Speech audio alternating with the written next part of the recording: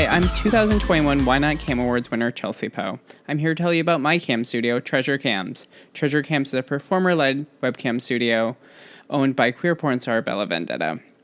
We welcome all 21 plus models who want to earn a paycheck from home as cam performers. We're open to all body types, genders, persuasions, and presentations. You get access to our performer-only forums, monthly team meetings, as well as help with promotion and marketing. For customers, check out treasurecams.com to see all of our models, schedules, and photos. treasurecams.com.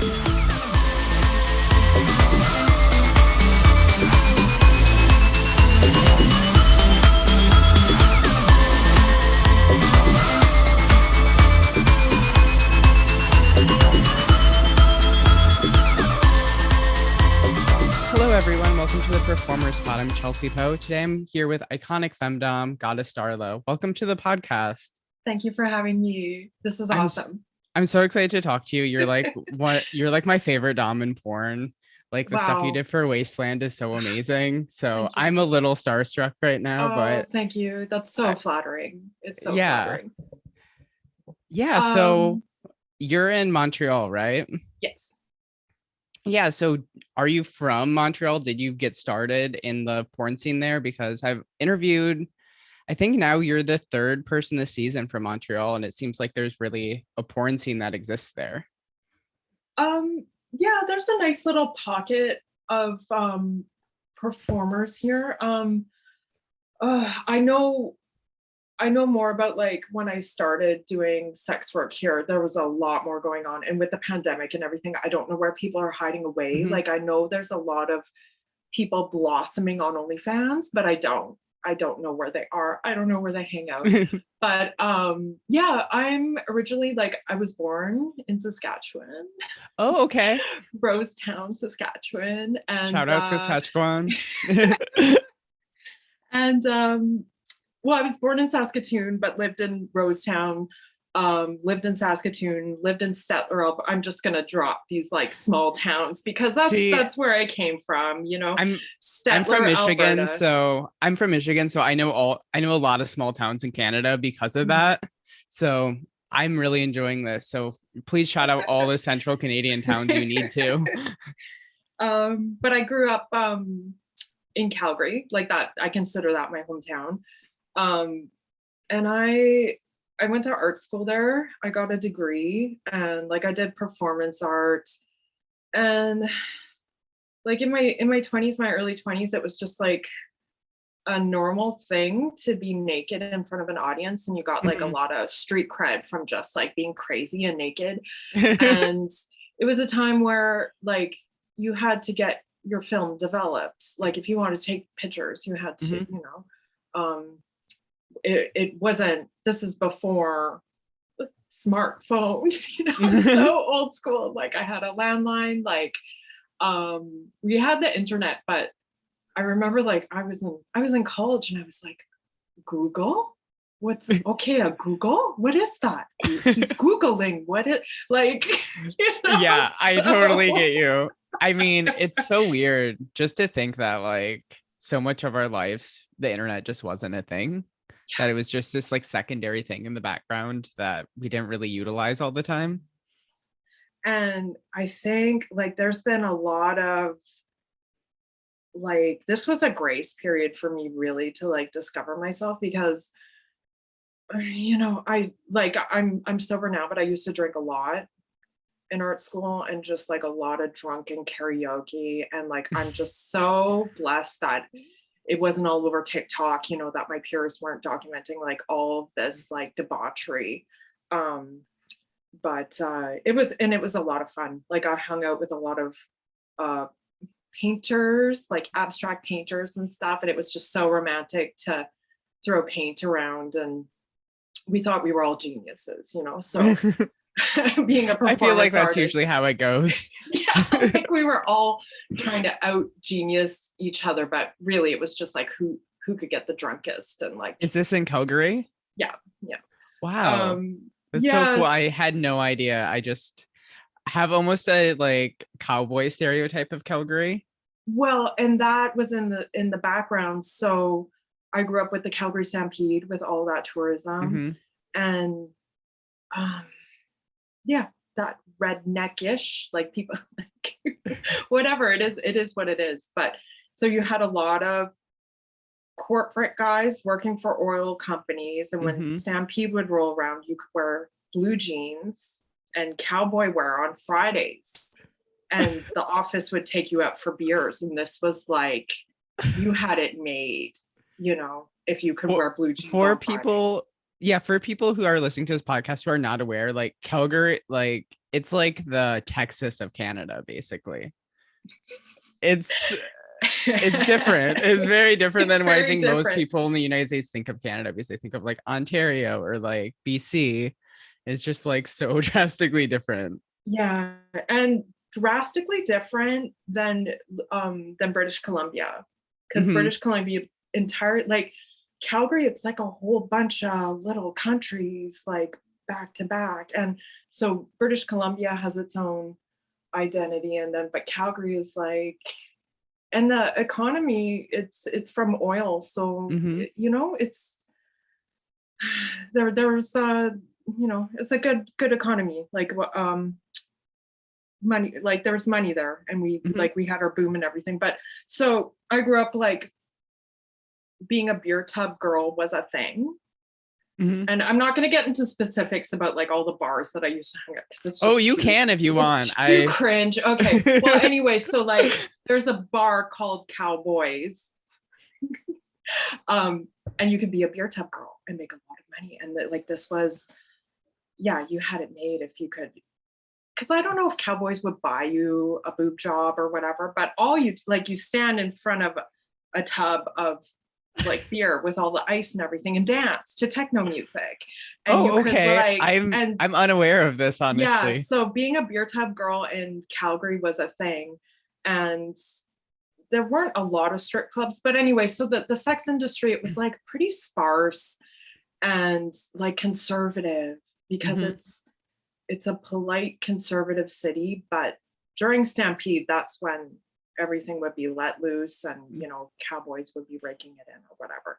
So yeah, like pretty whatever redneck, like Texas of Canada.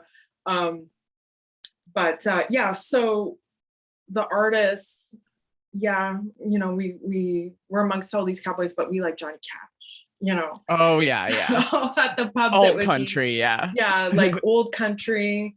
And the bars were pretty rowdy though, like it's like, you guys, you're not actually Johnny Cash, but there would be like a lot of bar fights and Oh stuff. wow. So you'd be sitting there at the pub and everyone would get really drunk, and there was usually like a fist fight would break out, but this was like part of the cowboy Wild West lifestyle, and like Yeah.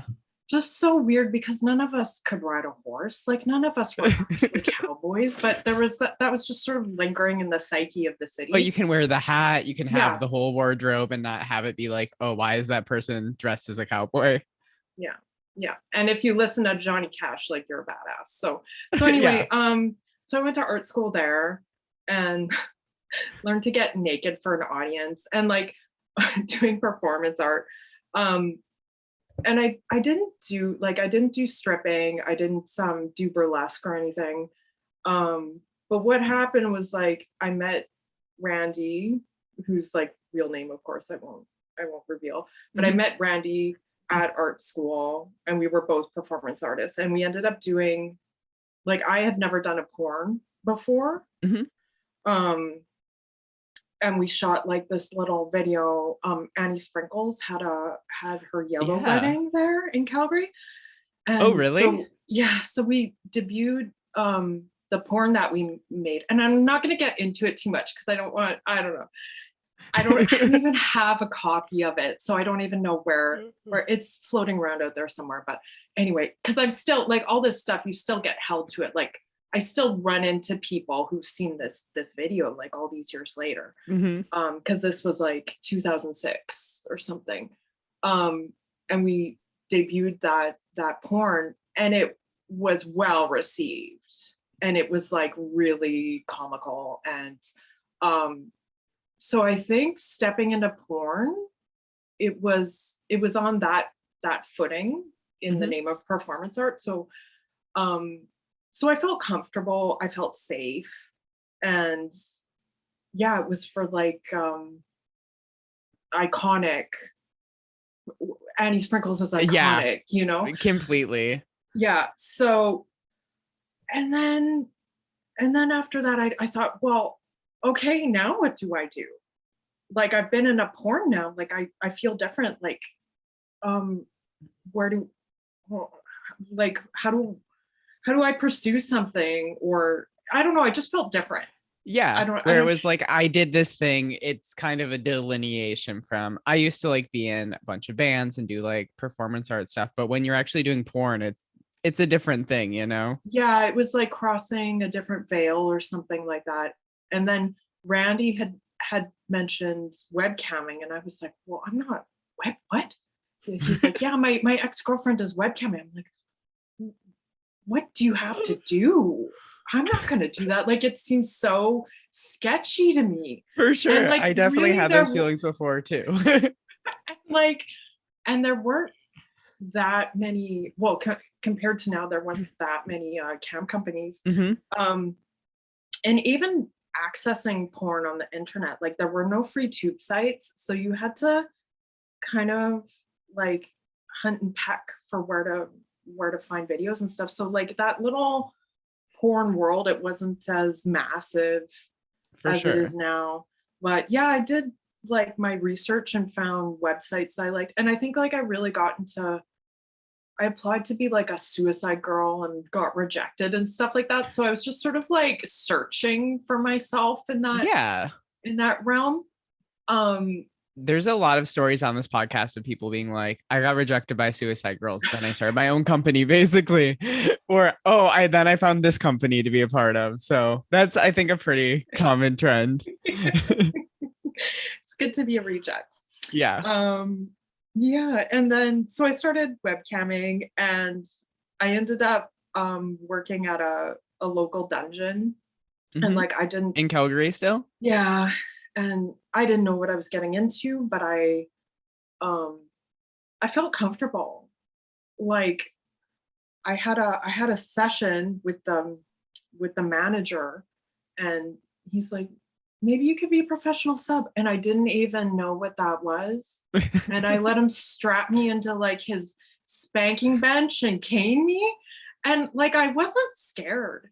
And I look back on Really? that like, Jesus Christ. Like what like did what did I get myself into? But I feel like I don't know, I don't want to say like I earned my stripes early on, but I kind of just jumped into I mean, everything. kind of literally with the caning, probably. Yeah, and it was some pretty hard caning. But anyway, so I was working at this dungeon, and I was working as a professional sub, and then I ended up doing like a really brief apprenticeship with one of the mistresses there. Mhm. And um yeah, and then I moved to Montreal. I'm not going to like give all the details of like the reasons and that. Mhm. Um and then like did some other projects and stuff like that, and then joined another like dominatrix co-op here in Montreal, and just because there was still like a lot that I didn't know, because I Mhm. remember like I was in Calgary, and I was making like way more money than I was in Really? Montreal. Yeah, working as a like a professional sub and dominatrix, but because it was just there was so much more sex work in Montreal, and it was like so much more For sure. expensive. Yeah. What was Um, like the BDSM scene like in Calgary? Was it super small or was it it was small, but it was tight, you know. okay? And like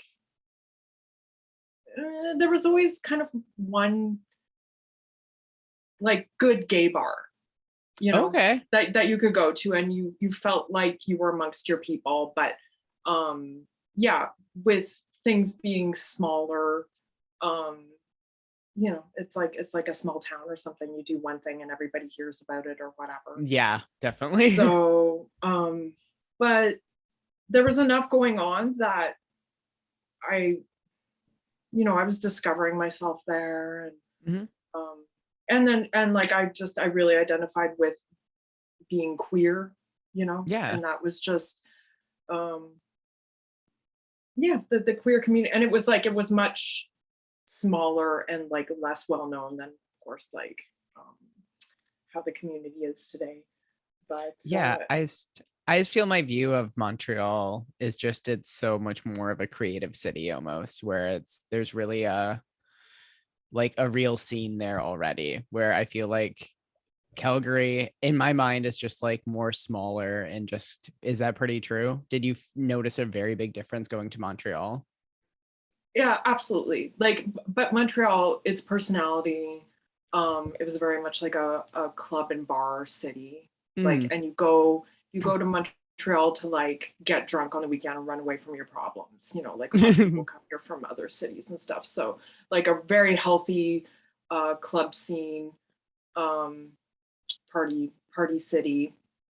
And yeah, so when I came here, um, the lifestyle was a lot more bohemian. You could just get away with like less. And um yeah, I fell into sort of like the cat like cabaret fetish bar scene here. And I ended up working for a webcam studio that really helped me find my footing. Mhm. And um the studio Too Much, and they were featured on um, the reality TV show Web Dreams that was on Oh, Showcase. I've never heard of that. Yeah, so that was so I came into that and I was all starry-eyed Hmm. about the industry and everything. So, and like I was working with a group of girls for a dungeon, and that was so fun and just so punk rock, and we were all coming up with our little formulas and rules and like ethics with that. Um, and then some of us were working at the webcam studio, so there was like this nice crossover. And I met the coolest girls there. Like we all kind of called it like lesbian college or something because I there feel was a that. lot of like girl shows. Um, but it was just a nice studio in the old port with like all these rooms and like with different themes and stuff. And some of the rooms, they didn't have walls, but you had a curtain and you could hear people's shows, right? And it Oh, was for just sort of sure. like Yeah. inspirational to hear another girl coming in the other room, and it like, you know, Yeah, it that's gave such you a funny motivation for thing. your own show. Yeah. Yeah, when you're doing a cam show and in like a studio with other cam girls, I feel like also when you're having a bad cam show and you hear everyone else making money, that can be kind of discouraging. I remember that, but it's also like, oh, what are they doing? It's just some girl screaming across the hallway and you just don't know what they're doing. Mm. Yeah, like when I would go in, if the top girl was in there, I was like, okay, she's gonna be making noise like all night. Yeah, also you discover like people with the weirdest fetishes. I used to cam at the kink.com armory as a cam girl Okay. Oh and wow. there yeah, it was a mixed bag. It's Okay. both good and bad. Right. Like they ran a tech company here essentially. So there were some issues with people. They were like, "Oh, you can just spend the night here. We have beds for you. You don't ever have to leave." That sort of thing. We have a private chef. We have this. We have that. But with the weird fetish stuff, I just remember one girl. She just a client paid her to dump like it was like 4 gallons of silicone lube on herself just over and over and over again. And it's just like you never would get that experience just camming at home. Like the studio thing, I really like in a lot of ways because it really makes it feel like there's a community and like you have peers and coworkers and everything. And it takes you out of your comfort zone, like in a Mhm. in a good way, I find.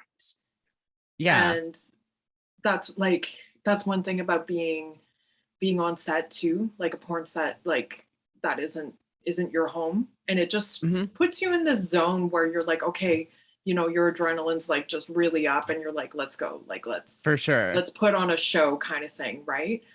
Um yeah, so when we were at that cam studio, we would also like model for um sorry, somebody's trying to call me. That's totally good. Um we also modeled for a series of fetish websites. Mhm. So we had like, you know, like that kind of this pouring the silicone over your head, like the slime kind of Oh fetish, like yeah. where you're like in a pool of slime, or like green slime, Mhm. or ice cream, or you know, that kind of Yeah, like splashing. splashing. Yeah, Yeah. totally. You know, it's so funny because it's like I know I splashed something, but I can't remember what it was. And it's like, what did I rub all over my naked body? Was it shampoo? No, it wasn't shampoo. Well, I think mine was glitter. Like it was like this Oh, gel that's that fun. had like glitter in it or something. But it's That's so a really funny where fun it's one. like, yeah, I remember I sloshed something. I can't remember what it was.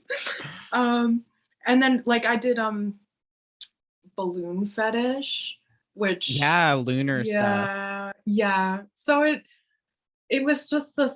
Uh, it was such a golden era in my opinion, because Mhm. some of the girls that I've worked with, like they just want to like scratch that off of their existence, you know, because they For want to sure. enter the professional world and they are just so scared that their balloon fetish stuff is going to surface. And sometimes it does, which is Yeah. like so sad because it you don't know what direction you're going to go in Mhm. life. And for me, like, yeah, I've tried to, like, I'll go off and I'll do other things and do other projects and stuff, but I'm definitely held to my past, you know. Yeah, for sure. But some girls or guys, they just totally break off of the industry, and Mhm. they, you know, you want your privacy too, you know. Yeah. I think So it's a really hard balance right now because I feel like there's so much of being a performer where you have to put yourself out there in social media and have to be authentic and come across that way, but you also have to have some level of, okay, this is my private life. I don't want to put everything out there at all times. yeah, and it's because like I don't know, as somebody who makes porn and like thinking of things that way, or thinking of it as a career, I can't even, sometimes it's hard for me to imagine being someone who doesn't profit off of their media at all. And Mhm. like I forget that that exists, and it's like, For sure. oh, you're making this platform on social media, so what do you make from it? It's like, and that the currency is the likes and Mhm. the followers just in itself, but you don't make any, and it's like, why?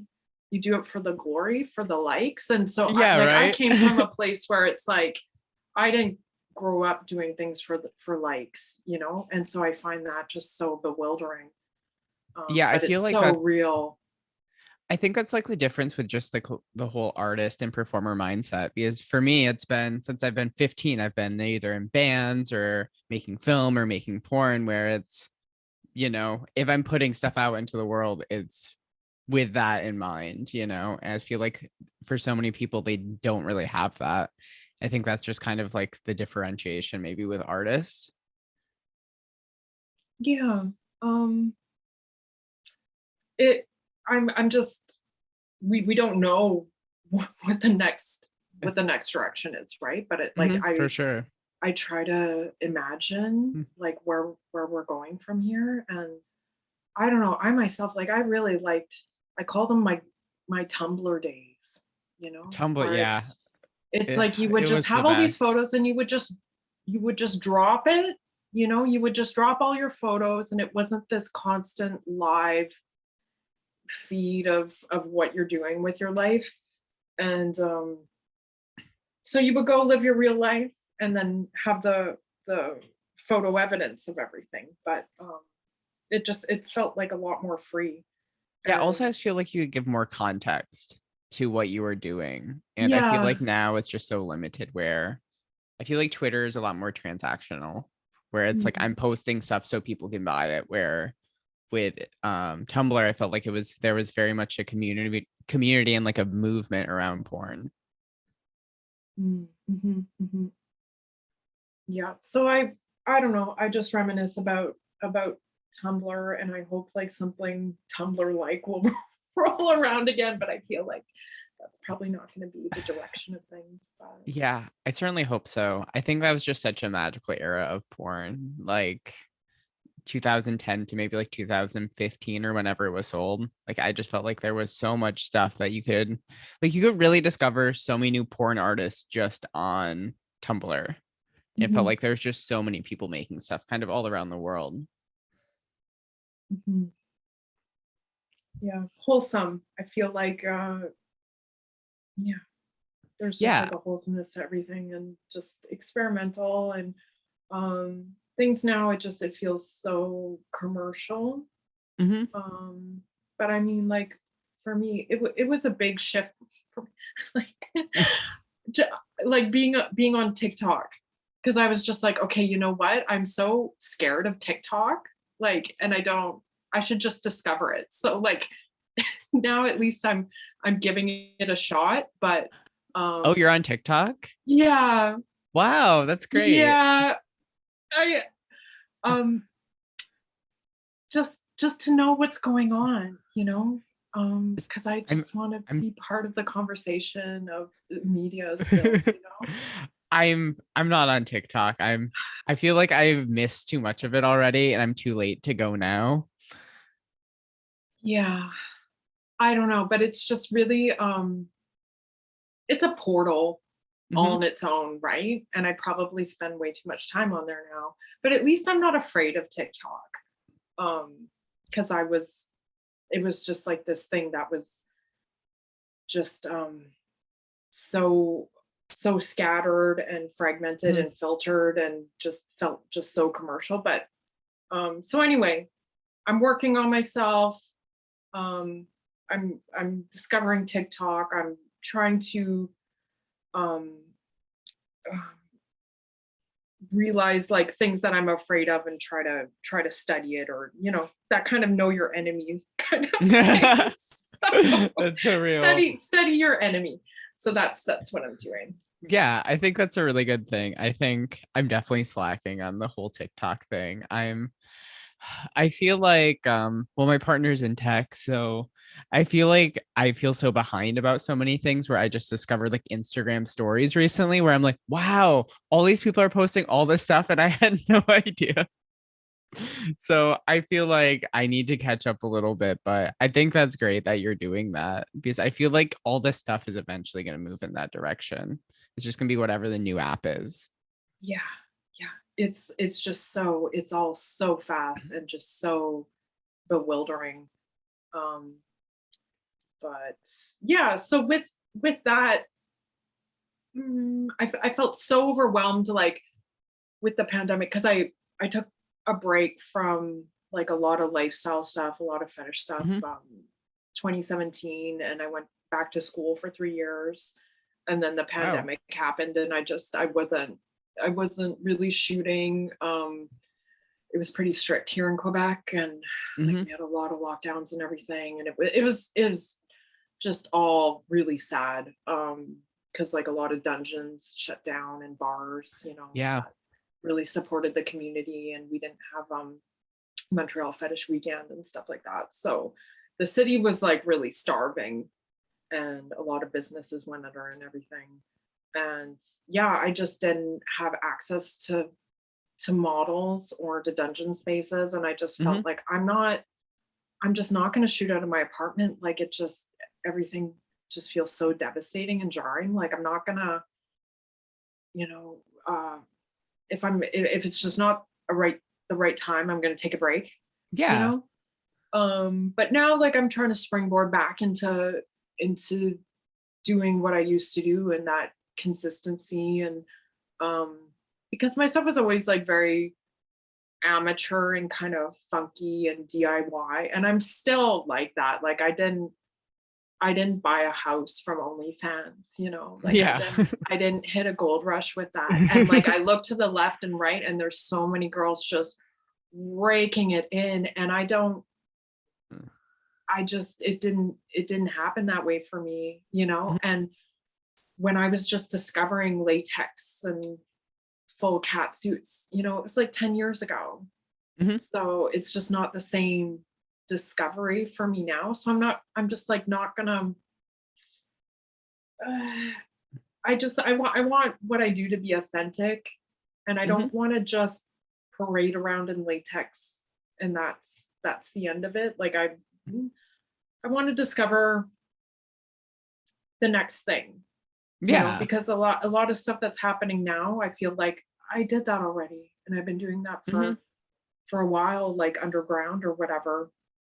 And it's really crazy to see how much femdom is like mainstream now, like Yeah. being on TikTok, because my former business partner, he kept pushing me to go on TikTok, and I'm like, it's for young people. I'm too old. He's like, no, no, no, That's how no. I feel. Yeah, and he's like, there's so many communities on there. He's like, there's so much femdom on there, and I'm like, what are you talking about? No, there Really? isn't. Like when I go on there, it's just a bunch of people dancing in their kitchen. He's Right? like, no, no, no. Like search the hashtags, and he's like, there's pig talk, there's chastity talk, there's feet talk, and bullshit there is. So I go on there and I'm like, oh my God, it's like discovering like a secret door, and you Wow. open up. And so I've been following Dom Talk, because Dom Talk is like, it's like that's where I feel comfortable, because I don't want to go on TikTok to talk about pegging. Like Yeah. I have enough pegging in my life, and I don't need it on that I don't need the hashtag peg talk. But I like Dom Talk, and there's just so many girls in their 20s discovering everything, and they're holding up a dog collar for, maybe it's their first few years of doing that, and they're Mhm. holding it up like it's a discovery, and I'm like, oh my God, this was me 10 years ago, Yeah. and it's really amazing to see the next up and coming, and the kind of girls who will make media for themselves like that. And you can Hmm. tell the ones that they really have that edge, and they really get like a deep sense Yeah. of what femdom is, because there's a lot of girls you see on there, it's like someone else is doing everything. There's the man behind the camera, and Hmm. he's paying for everything, and he just wants to see a gorgeous woman all in latex, but he's telling her everything to do. So you can really, which is fine, like if you want to make your gold rush and you're Yeah. gorgeous, like, but you can really um get a sense of like the difference and everything. So but Yeah. yeah, like all this stuff that they're doing now, I was trying to do on Tumblr, and it was like just a really different Yeah. I mean, Tumblr was so effing kinky that it was like I would follow people who are into way crazier shit than I was because I'm like, I need to evolve this further. And there was just like honestly so much that I'm just like, wow, it's just so vast. Yeah, and it's a shame to see, because they've taken down like, all the porn now, right? Like Yeah. I on mean, Tumblr. you can still have like some fetish stuff. So like as long as it's like not nudity, you can have it. So there's still some very, very kinky things I follow that I'm like, oh my God, that's crazy. But yeah, it's basically censored now where you can't have nudity, you can't have nipples. But there's still porn stuff that does exist there. Mm. It's just See, not the community like before. right. See, like I get so worried that that's going to happen to Twitter, Yeah, for sure. because like I spend a lot of time reflecting, like what's going to happen if we can't promote Twitter, like where will we go, We're gonna go somewhere. I mean, where we have to. see, that's the thing that gives me hope about porn. Like, no matter how much people try to regulate it, it's existed for so long that it's gonna go somewhere else and it's gonna make someone a bunch of money. And I guess that's the thing that gives me hope. Also, I just feel like Twitter is so fucking toxic that there's just like so much negativity on there and people just posting to be mean or cruel to each other that I don't know. I just feel so kind of jaded by it. Also, just the amount of shadow bans on sex workers on there too. Mhm, mhm, mhm. Yeah, So I hope when you ask me like what are changes I'd like to see in porn, mhm. it just these platforms that will support Yeah, um support sex workers, and like just create a healthy space, if that's possible. yeah. I mean, just truly the amount of criminalization of sex workers and the United States. I mean, yeah, I mean, I feel like so much of it's because these companies are in the United States, so they are on the same level of criminalization of sex workers that is here. Even if you're doing quote unquote legal sex work, you're still gonna have your bank account seized. Like I don't have a PayPal anymore. I don't have Google Wallet. The company I work for, we had our Bank of America account seized for sex work, and it's just like it feels like it's never ending. That even if you're doing everything legally and paying your taxes and being a law-abiding citizen, you're still getting criminalized in multiple ways. It's horrendous. It really is, but I think the amount of places that are starting to have decriminalization and discrimination protection laws like put into place, it gives me hope that there is eventually going to be a time, hopefully, in most of at least North America, that sex work is viewed as, just another job. It gives me hope. Also, going to Amsterdam gives me hope every time I go because it's just so sex worker friendly. And Right. yeah. How often do you go? Before the pandemic, I was going like twice a year, Will but you really? I love yeah, Amsterdam. I've only been it's once in my 20s, and this was before I did any sex work at all. And I was with friends and we got lost in the city and we got lost mhm, in the red light district. And yeah. we were so naive. We're like, oh, okay, we know what Yeah, this is. It's amazing there. it It's really amazing. is. See, I'm from a city named Holland in Michigan, but super conservative. Like I would assume most of central Canada is. So it was super conservative and very Dutch. So it wasn't until I went to the Netherlands for the first time where I'm like, oh my God, my job is just a normal job here. There's not a big deal around it. Like people are just, oh yeah, there's sex workers walking down the hallway of our hotel. It's normal. It's fine. And I think that just like really changed my view on sex work and just like boundaries around sex work because particularly with camming, you have to be a bitch sometimes to people. Even though I'm a pro sub, I still have to be like, okay, you have to pay money. And I feel like just having those boundaries after going to Amsterdam, it puts me in such a better space because it's just like, this is a job. This is a respectable job. I don't have to deal with this bullshit. Mhm, mhm. Have you seen the documentary Meet the Falcons? I have not. Oh, you should. It's about two they're older now, elderly women working in the red light district.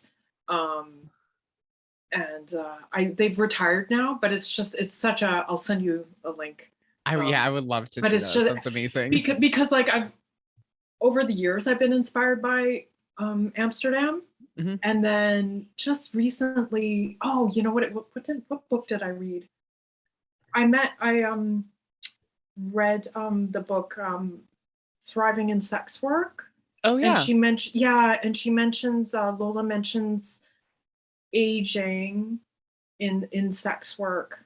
And she talks about that documentary and also my granny the escort.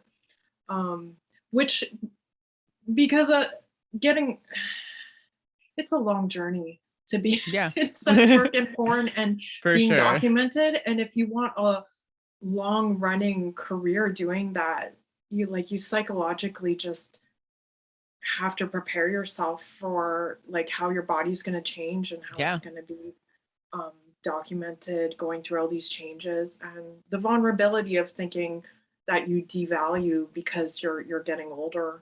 And I found like with that book and watching these documentaries and just the attitude of these women just just owning their experience, owning their personalities, and um, just finding pleasure, Hmm. at any age. And it's really inspirational.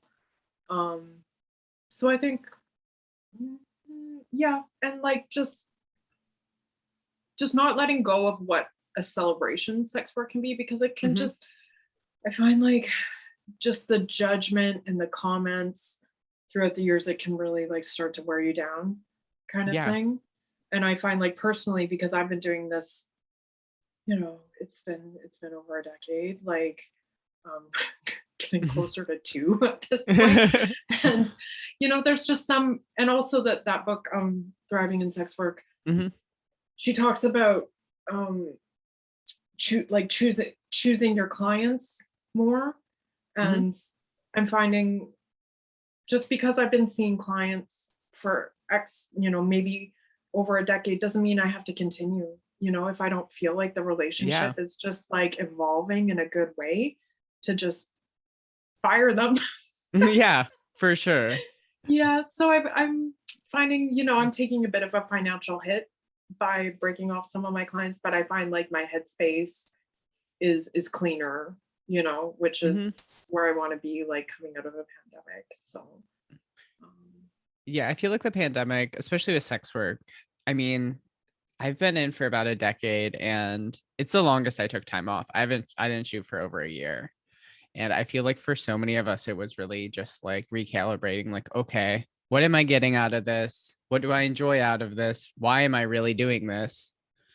Like, because at some point, it's not about money, because you can make money other ways. But like at some point, you're like, okay, why am I really doing this? What's the real meaning? What am I actually getting out of this? And I feel like for me, I would have never had those thoughts if it wasn't for the pandemic, because I have to finish this next film. I have to get to this set. Oh, I should work for this company. Was the pandemic a really pivotal thing for you to just kind of recalibrate of your reasons for doing sex work? um mm, I think it helped me. mm, it reinforced more of who I was. Mm, Because like I was, for a while, like I don't know what you want to call it, having more of a straight lifestyle. And it really made me realize how that just wasn't fitting. It mm, was just like the shoe is not going to fit. Like, if I'm not getting men naked and like spanking them, and hurting them, like there's something missing, and that's not going to mhm, go away. And um yeah, that's just something that I've had to, you have to design yourself, and I felt like, well, is it, and of course it's okay to be an older dominatrix, but I just, for me, like I didn't know if that was the right fit. But it you can't subtract like all those experiences, you know what I mean? mhm, So I think ultimately it's just about coming up with your individual style. And um like people just want to live, you know what I mean? You mhm. just, and you don't know what's going to come your way, but just going day to day and just trying to live your life. And yeah, it's a matter of lifestyle. I mean, I don't, if I'm not going to like a fetish party, or if I'm not going to a club to dance, like I'm not a party person. like Same. Yeah. um, like I keep to myself, and I'm quite introverted, and that's part of my lifestyle. And so I'll have like my downtime, and then I'll amp up for like going out and you know um having a play session, or doing a scene at a club, or like something in the name of exhibitionism. But um and that's a lifestyle that you make. And I think overall, like with the transparency of the internet, we're getting little windows into what that is to navigate your own lifestyle. Mhm. Um, so it's strange to be like, in a weird way, I don't want to say like held accountable by all the people that but just through social media, like, because when you don't post something, people are like, well, what are you doing? What have you been doing? Yeah. What are you hiding?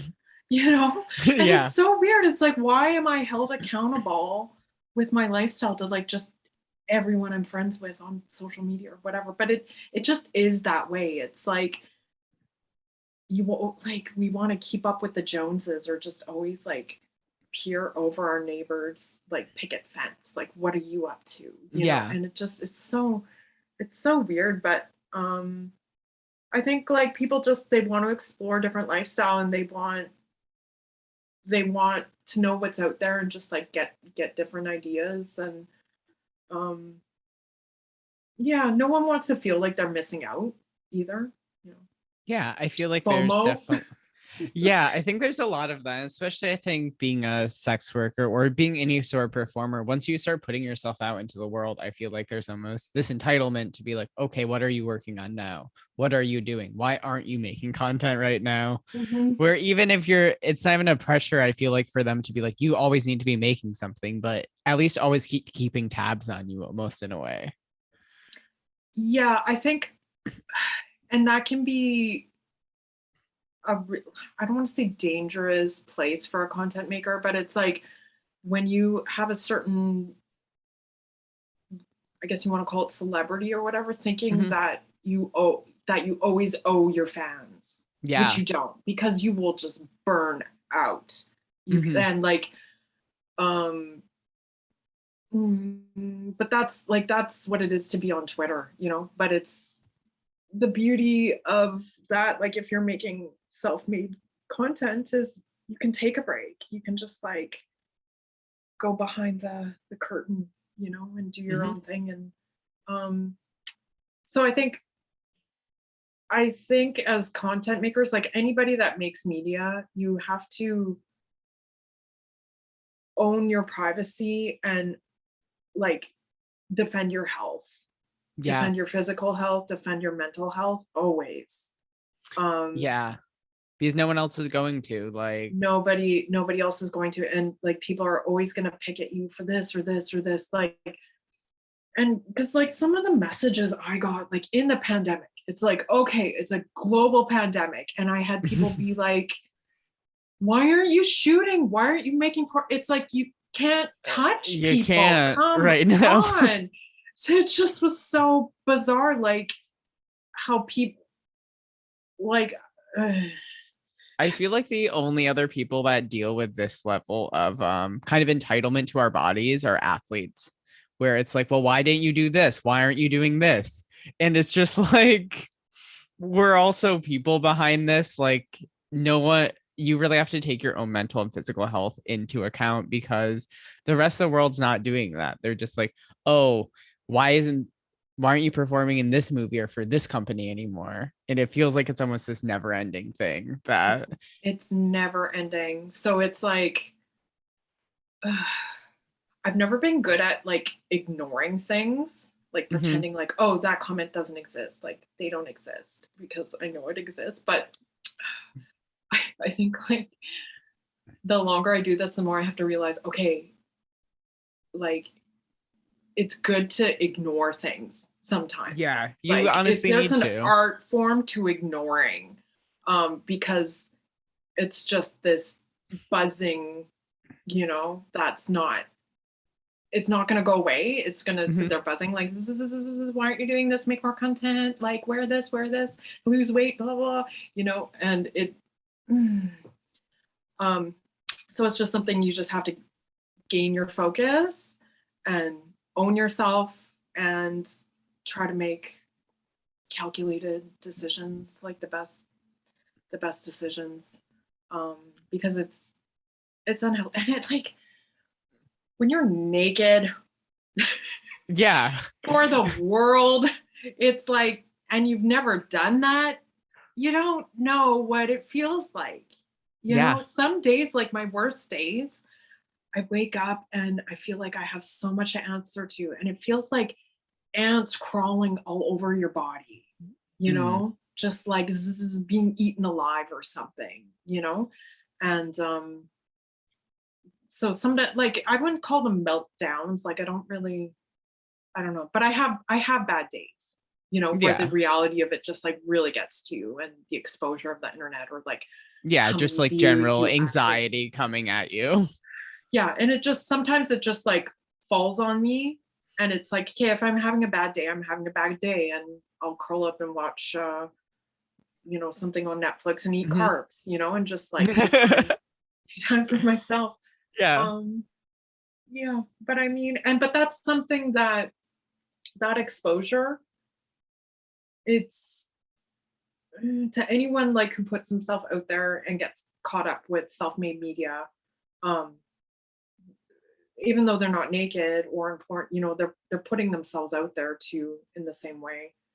And you just have to decide what you want out of it. And if you're doing it for the likes, it's not gonna happen, you know. Yeah, feel like it's so hard because there's no one to walk you through this, especially your first few years of your career.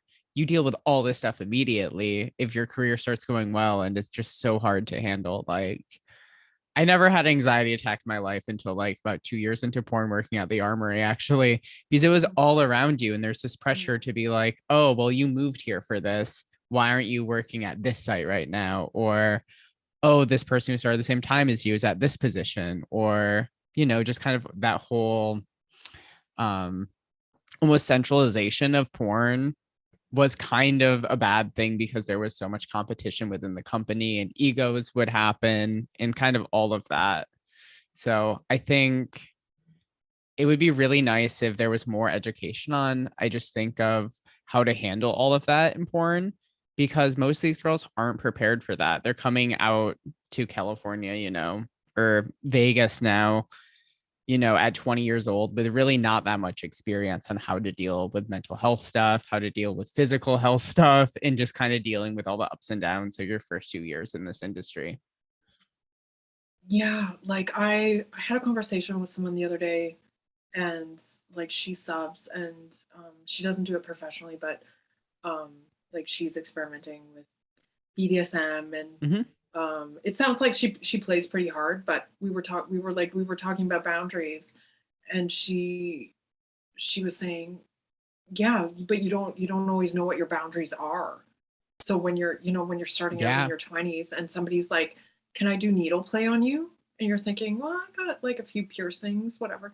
Mm-hmm. And then you're doing it and you're like, oh wow, I don't like needle play. And you don't like needle play because there's like 5 needles in you or whatever. Yeah. And then that's a hard limit for you, but it's that period when you don't know your boundaries yet, Yeah, you don't know and them.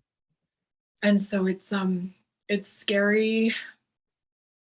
um it's scary when you're shooting, and um you're shooting these scenes, you don't know your boundaries, or you don't know that you're like not in a good position, and then if it's being documented in video, Mm-hmm. that's forever on the internet. Yeah, I think especially early in your career, that's so hard to know. I feel like now I kind of utilize that in a way where if I'm going to try something new or something that I'm afraid of, I want to do it on camera because I want something from it. Because I feel like if I have that reaction, I want that now. But I think early in my career, I don't think I had the amount of agency to be able to be like, okay, I can stop this shoot if I'm really uncomfortable, but I can, you know, explore it through BDSM on camera. But I feel like early in your career, you don't feel like you have that agency to be like, okay, I'm going to stop this whole production because I'm not feeling comfortable. Yeah. And I just, with the like girls who are just like starting out in their 20s, I hope that they can say, I hope, I pray, what, like, that they know their own power. Like they are the up and coming. Like the Yeah. spotlight is on them. When you're a girl just like coming into that, you have so much power. Yep. Like you're young, you're gorgeous, you have your whole life ahead of you, like you have everything going for you. And it's like, um to to know what that is. And it's like, I feel like it's hard to know because when you're on the way up, you don't know what it is, even if people yeah, around you do. Like yeah. I had a And lot you of that when just I came here, where Yeah, and you people are just like, show up and you don't know what you're walking into, but everyone's yeah, just like, "Oh God, I wish I was you." Like you have everything going for you, yeah. and you're gonna like have the most awesome life. Um, I but feel it's like, that a lot.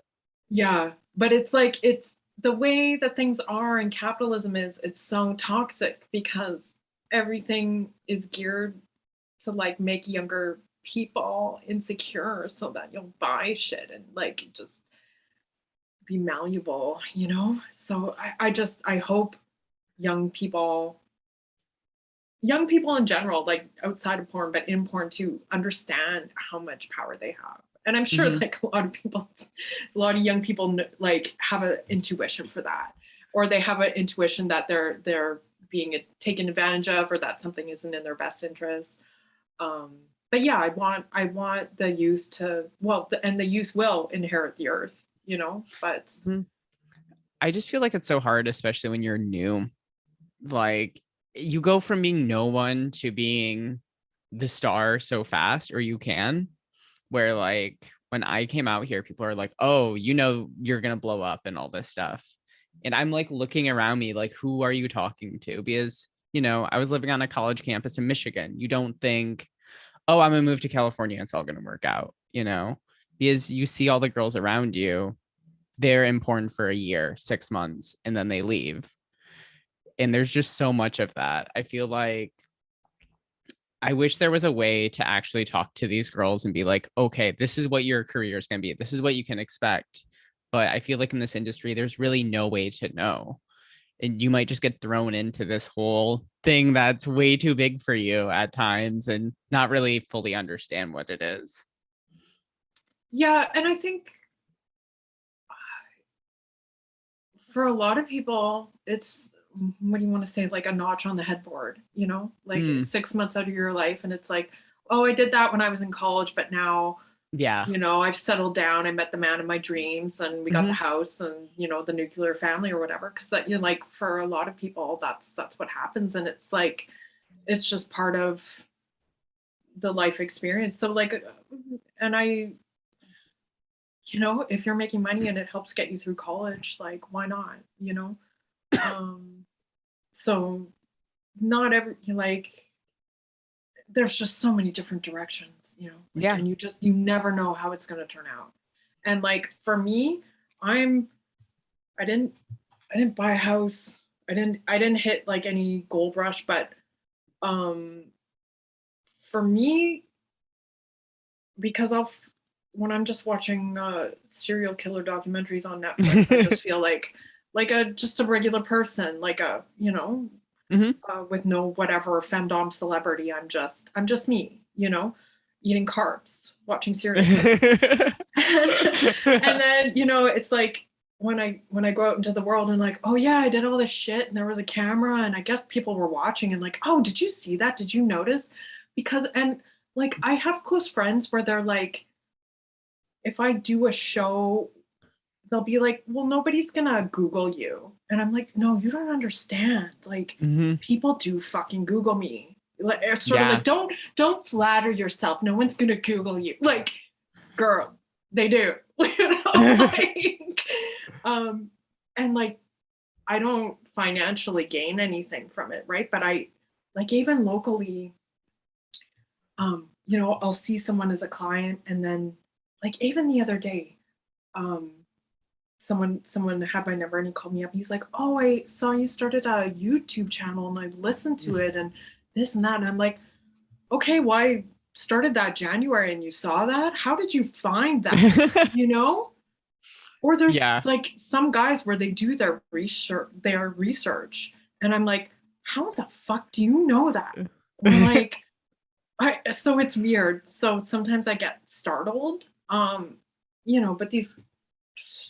I was the one who put it out there, So I've gotten that with this podcast a lot, where I have friends who are like, oh, I listened to that episode. And I'm like, oh, okay.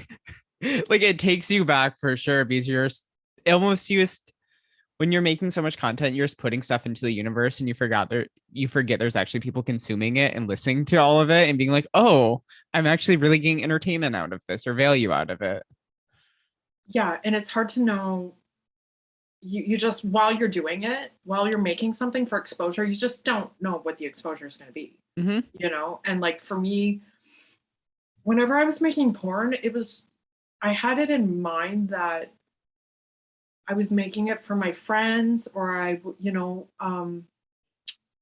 the people that I was working directly with, it was like their input that meant the most to me. So like when I was making Femdom Bride, it was like Randy's input and my business partner who is the cameraman for a lot of it, or my producer's input. And like that little world, that little circle, that was where the ideas came from and where everything was bouncing off of. And then, but it's like the exposure of it is something that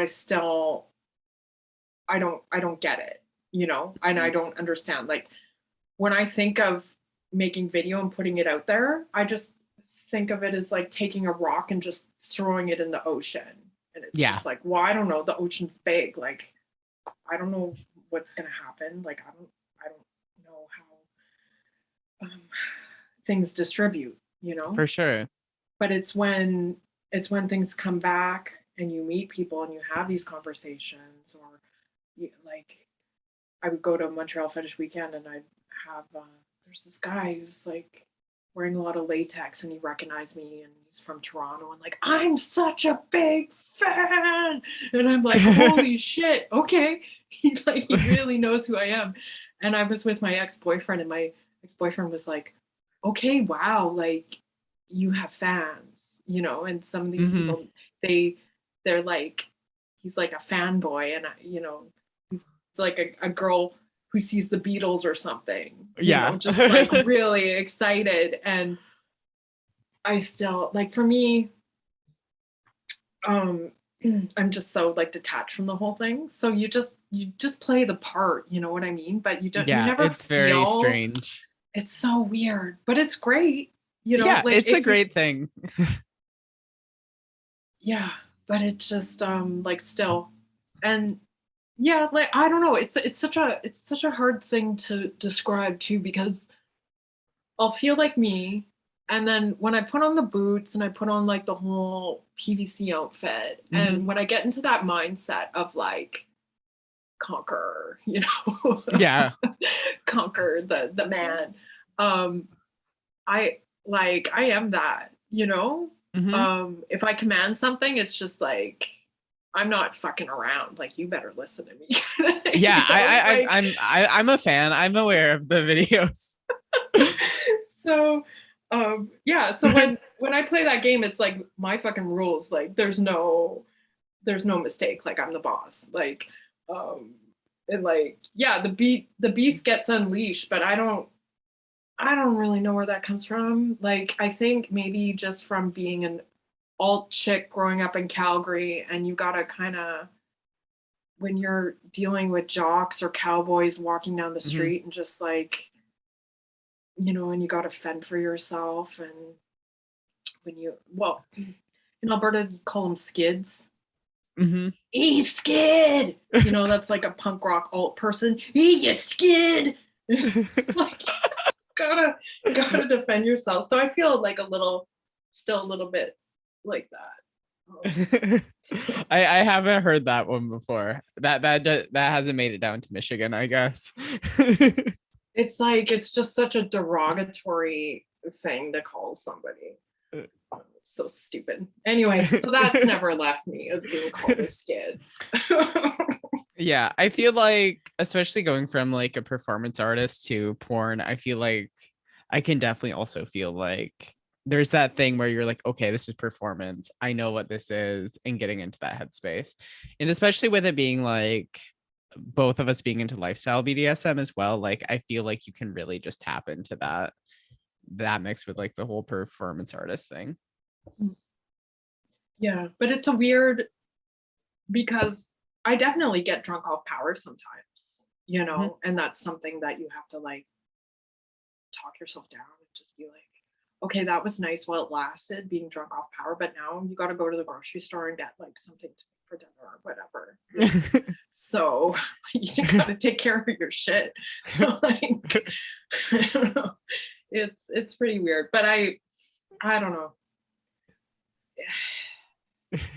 I like with the internet and everything. I just always because I have a wild imagination and like just growing up with 80s movies and like all this fantasy kind of stuff. It just like feels like opening a door to Narnia where you see all this stuff that Mhm. nobody's gonna believe and you do Yeah, it and then you got to close the door again and just go back to regular life and nobody's gonna believe you except for the people who see it captured on video. Then they're like, what the fuck, you know? that's like my Um, favorite part. I feel like in my personal life, I dress very wholesome and no one assumes that I'm the girl doing gangbangs and like getting electrocuted and having my like tits pumped and stuff. So I really kind of like that almost. like superhero thing where it's like you don't know. Yeah, and it's just like this double life, Yeah. that it it can be really fun, and like a lot, like sometimes you feel like you're getting the best of both worlds, but Mm-hmm. then there's just, it can be really tense too, Mm, and ridden with anxiety, but um ultimately, like, you have to take care of yourself, you know. for sure. And it's Yes. like, yeah, if you're having a stress out day, it's like take a walk around the block, like go get some air, whatever, do whatever you have to do to just Yeah. take care of your shit. So Honestly, my biggest piece of advice for any new performer, probably like get a therapist who is pro sex work so you can actually talk through all this shit, because your first 2 years in this industry are so difficult and you're deal with so much stuff that you never even had any clue about. yeah, well, my friends asked me if I see a therapist, and I said, well, I don't know, like going to the strippers is such a stress reliever for me. It's Mm-hmm. just like having a beautiful woman talk to me. Like, yes, she's getting paid, but just sort of like asking me about myself, and like just having a nice conversation, is, Mm-hmm.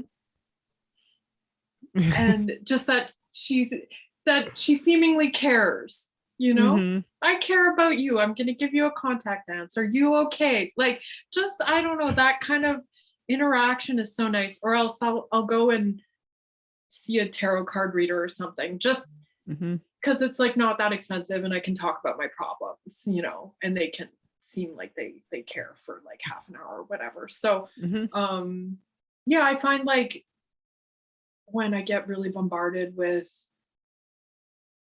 the mental stuff of everything, Mm-hmm. just to have conversations and like get it out, For like sure. to not internalize everything, or I'll call up a friend and have like a lengthy conversation about stuff or whatever. Mm-hmm. um but yeah, because like some people, when they just say, oh my God, you deal with like a lot of heavy shit, how can you even deal with that? It's like, well, that's part of the problem, is when Mm-hmm. people are like, how could you possibly, like, that's, you got to see some really screwed up stuff. It's like, yeah, but you deal with it. It's not in the way people think either. I feel like everyone thinks like, especially with porn, be like, oh, well, the sex is the most dramatic part of the scene. And I'm like, no, it's literally like having to wait for lights, or this person missed their flight. So you have to shoot at 3 a.m. or just like all the things around it are so much more stressful than the actual sex. I feel like that's what most people don't understand. Yeah, and I find like just dealing with like the response of Hmm. people, and Yeah. all the feedback and everything. Like for me, some of it is just the feedback or the fear of like, oh no, people aren't gonna like this, or oh, I should be like pushing my scenes this way or that Hmm. way. But that's like something that you have to coexist with, like all of those thoughts and everything. Hmm. Um, yeah, but I mean, like for me, I think because I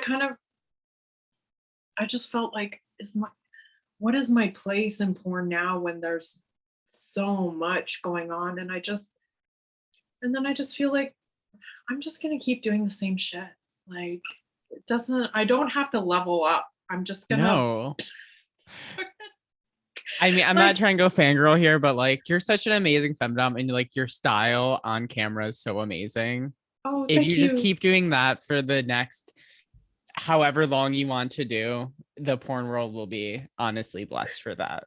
Thanks. Because well, like an example, because in Montreal you can pick up shit off the street. You can find, because people just discard nice things, so like clothes or Oh, shoes or really? whatever. Yeah. So it's not dumpster diving, because people deliberately, like, and I live by the plateau, and Mhm. people just throw out the nice, like they're all rich in the plateau, and they just throw out the nicest things. And so you pick it up, and you can pick up furniture, like some of my furniture, like I found on the street. And it's just a thing. Moving day is July 1st. So it's like a Mm. thing where everyone puts stuff out on the street and you're expected to sort of go shopping on the streets July 1st. But anyway, so there was a lamp that I picked up off the street and I'm like, oh, I hope this works. I'm going to use this for lighting in my porn. And then I'm like, okay, maybe I should invest in a bigger like ring light. Because like when I was shooting, they didn't have the ring light. Yeah. And then I was trying to have a talk with myself, like you should stay current and like get the new big ring light from Amazon, but I'm too cheap. Like I'd rather pick up this discarded lamp on the street for my porn, And it's like a cooler looking lamp, I'm sure, than just a ring light. I feel you. Yeah, so it's just like little things, and it's like little. I get stuck in my ways, and I'm like, okay, it might be kind of embarrassing because it's not the trend or whatever, but like I'm transparent about my age. I'm 41 now, and my history is my history, and yeah, and I grew up the way I did, and you're on TikTok. That's more than I'm doing, and I'm 30. I'm trying. I'm very impressed by that. So I have one final question for you. First off, it was so great to talk to you, and thank you. The whole experience is so awesome. This was such a treat. Yes. So there's so much turnover in porn, and you've been in it for quite a while now. What's some things you would still like to accomplish? Like what's keeping you going and for the future? I think one thing that I kind of like, I really had to realize was that, yeah, I want to be a dominatrix. Like I want to call myself a dominatrix, but I don't necessarily have to have a sub. I don't necessarily have to have a partner, and I'm single in real life and I just want my autonomy. I don't want to answer to a partner. Like I just, not to say, oh, my career comes first, like, because I don't know, because love is love, but I just, for me, like I've put so much into the website, so much into creating what a dominatrix is, that I just don't want someone to come along or try to take the keys to the palace and like take advantage of what I've accomplished. So so just finding my own autonomy in what a dominatrix is. And I feel like doing podcasts and like my YouTube channel and just like being an individual in that world is something that like I'm easing into, because it shouldn't just be I'm a dominatrix and I gain status because I can get my sub to do this and to do this. Yeah, and to do definitely. This. Like, and it's sort of like, because how is that different than because a sub shouldn't be a trophy, you know what I mean? Like no one wants to, like maybe some women want to be a trophy wife, but the pressure of being a trophy, it's not healthy, so I don't want a sub to just be a trophy and to be status and to be that currency in that world. So I just want to like own up to all the stuff I've done, be transparent, and just find autonomy as a dominatrix. And I guess with that, like, yeah, cliche to say, but like I want to travel and I want to do like more conventions. And just like I'd love to go to Berlin. Like my friend is raving about how great Berlin is. So like, and it's just something like to think, I've never been to a sex club in Berlin. Like, oh, you definitely should. That's wrong. Like, I need to figure that out, You should definitely go for the porn film festival there. It's the coolest thing. My friend was raving about that. So just sort of like getting out there, and like we talked about how inspirational Amsterdam is, and I feel like I'm missing out on these like inspiration from just traveling in it. So because I really don't travel, and because sometimes like I have that small town mentality, like coming from a small town and just like not, and then it's like, well, I live in a big city, like I've that's it, and it's like, yeah, I could. That's how it's been since the pandemic for me. I live in SF now, and it's just like I don't travel much anymore after the pandemic. So I feel the same where going from a smaller town to now a big city, it's like, oh, well, I'm here. There's all this stuff going on, which before during the pandemic, I was traveling all the time. So I can definitely relate to that. Mm.